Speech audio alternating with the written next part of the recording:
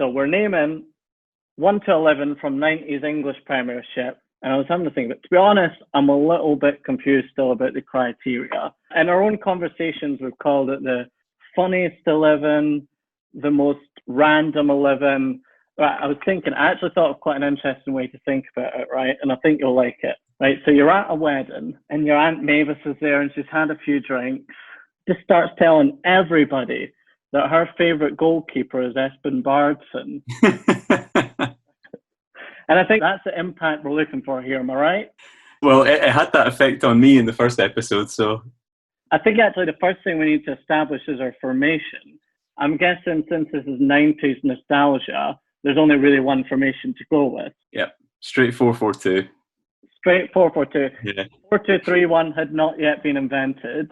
Yeah, no playing in the holes. No holes, just 4-4-2. So we're going to get a right back in now, are we? Is that where we're at? Got goalkeeper and our right back. Yeah, right back. I've won the toss and I'm elected to go first on this one in our ABBA format shootout. We're going to do 2 picks each, and then at the end we'll pick one to go in our team, right? Yeah. Excellent. Go for it. Make it good, clean, fun, 90s nostalgia. Go for it. Who's your first pick? Right. Well, just to say, I certainly found this harder than the goalkeepers, but my first pick actually came up on the first episode. Hold on. I feel like because of what I just said, you know that old game, my granny went to the shop and she bought, and then you got to list all the things she bought. Do you know that game? Yeah. I feel like you should deliver it, and my Aunt Mavis's favourite right back is... All right, okay. Yeah, sounds good. So my Aunt Mavis's favourite right back is the aforementioned Vegard Hegem. Wow. Well, obviously he was mentioned in the last one. Yeah, I mean, he's the whole reason we're here today having this conversation. Him and Patrick Berger. Yeah. Okay, yeah. But I realised I know the name. I realised I know absolutely nothing about him. I'll look him up. Tell me what you know already. Well, I picture him in that cream Liverpool away strip from the mid-90s. Carlsberg. It seemed to be the same colour as the suits they wore at the FA Cup final 1996 against Man United. I'm on his Wikipedia. I'm guessing I'm going straight to the personal life because, as discussed, it's the best part. Yeah, I'd like to know who else he played for and how many games he actually played for Liverpool, because I don't remember anything about him other than his name. My Aunt Mavis goes on about him all the time, but I don't remember anything about him. I'm just reading his Wikipedia. There's a really funny line.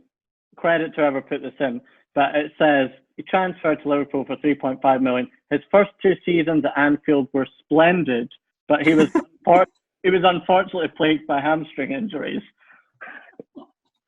Great use of the word splendid. Espen Bardson, of course, famously, we know, retired young.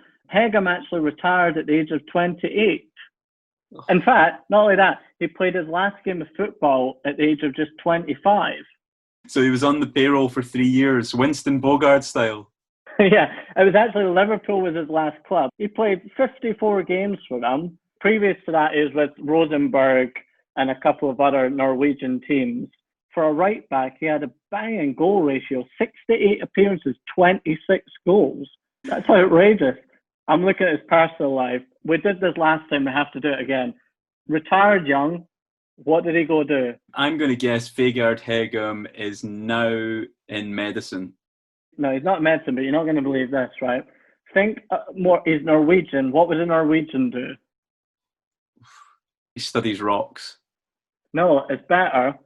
Hegem, I'm quoting here, is currently the owner and manager of a salmon fishing business. Of course, yeah. You can just see him with the waders on, can't you? In fact, very specifically on the River Orkla in Sør-Trøndelag. So if you go there, you might see Aunt Mavis's favourite right back with his waders on, casting. He was actually also elected as a member of the board of Rosenborg for a couple of years. So he is still in football, not just in fishing. I was really hoping you were going to say the local community council or something like that there. Yeah, exactly. Well, as the owner of the local fishing business, I imagine he's got a lot of sway. I'll tell you about my Aunt Mavis. Same name, different aunt. Her favourite right back ever, she always going on about him, is Nelson Vivas. Yeah. who I don't really remember apart from the fact they played for Arsenal. But, you know, the name Nelson mixed in with that, like, sort of foreign name was always a winner for me. And I might Yeah. have Nelson Vivas poster on the wall. I sort of imagine red strip, white with like a black hoop around it. I don't know, I might be making that up. Did he come slightly after they won the league the first time, 98, with Wenger? I think I need to look him up for some cold, hard Vivas facts. Was he Argentinian? Yeah, he was Argentinian. Okay, here we go. Nelson Vivas. And he's playing up till 2005, and he was born in 69, so it's not too young, 35-ish. He joined in 98, yeah. A lot of players I find moved to the Premiership after the World Cup, because that's when Hega moved was 98 as well after the World Cup. Picked up 39 caps for Argentina. He was actually Diego Simeone's assistant at Atletico Madrid. He returned to Quilmes, an Argentinian team, which was his first club team, as manager, and made international headlines when in 2013 he was attacked by a fan in the stands and subsequently resigned from his post. It seems a bit unfair. Yeah, I'm going to level with you. Vegard Hegem was one of my picks too. I'm going to look at my long list here, which we might delve into a long list a bit more later. And I'm going to pick out Alec Cleland, Yeah. who my aunt Mavis just loves. I think one of the few Premiership players who went on to be associated with East Stirlingshire. And he lives in a beautiful little cathedral city called Dunblane as well. Did he live there? Where you live? Yeah. Wow, I didn't know that. Quite a few players are from Dunblane then. Yeah, there's a few. I don't know if there's still as many, but definitely Alex Cleland lived there for a bit. So he, Everton, I mainly remember him for. Is that his only Premiership team? I don't know, but I know he went there, and perhaps it maybe didn't quite work out for him.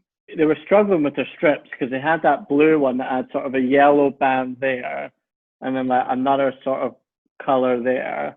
1-1. 1-1. I didn't like that strip at all, but it was also all the strips in were baggy. They hadn't invented tight tops. He has no personal life. We'll need to get him and Sander Westerveld together. Because the joy of this is we're not picking the big players, and the big players just went on to a coaching career, but the joy of picking the sort of also-rans of the Premiership in the 90s is, you know, they maybe didn't pick up the big jobs and they got some weird job like owning a salmon business.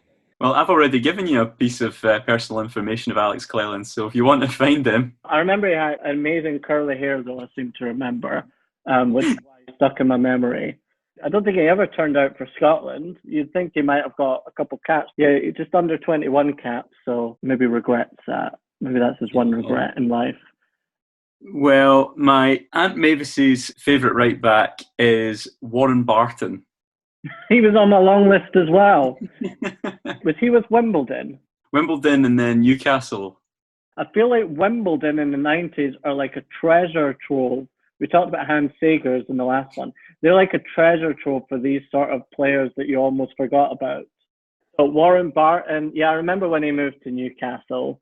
And then he had like blonde hair. Perfect 90s haircut. It was like... sort of parted in the middle, was it? Yeah, a lot of volume going on. Centre parting. It always fell back into that perfect shape. I think this is the point where we need to look up some pictures of Warren Barton, because I feel like he's probably got good hair. Check this out.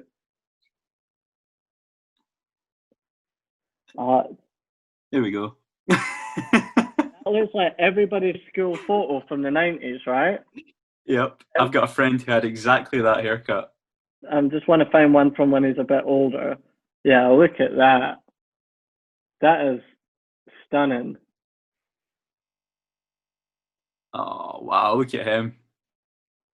That is so much volume going on there. Yeah. 90 minutes at St James's Park and it still looked like that as well. Not a hair out of place. Beautiful. No. That's almost deserving of getting in there alone, just to be nostalgic about that hair. Let's do long list, because there was one that was very, very close to being picked as well. I was thinking Rob Jones. Rob Jones was in every single sticker album, was in every single Liverpool photo, was in England squads, and I don't think I ever saw him play because he was always injured. Yeah, well, that would be a good reason for inclusion on this list. And the rest, do you want me to just name the rest? Go for it. So I had Gary Charles. I've got Jeff Kenna. Oh, yeah. Steve Howie. Steve Howie, yeah. I had Alex Cleland as well, and Jason Dodd. You just spoiled it for me because Jason Dodd was the only one that I had on my long list that you've not mentioned. Barton, Vivas, Cleland, Dodd, and Hegum. So next time I'm going first because you stole my best choice and now you've just ruined everything. So who have we got in contention? We've got Hegum, we've got Vivas, we've got Barton, and we've got Cleland. Yeah. I think I'd rule out Alec Cleland. Yeah. Personally. Sliding towards Vegard Hegum just because of the salmon business. Yeah, and I think it's between Hegum and Vivas. Yeah, I mean, Vivas did get beat up by one of his own fans. And get sacked for it. And got sacked for it. But Hegum did retire at like 28 after really trying since he was 25 when he played his last game. I feel we're just getting Norwegians who've had to retire early. You know, I feel like they'd have a good partnership at the back row, and that can only be a good thing. So let's put Hegum in. Yeah, okay. But no Norwegians for the left backs next time, right?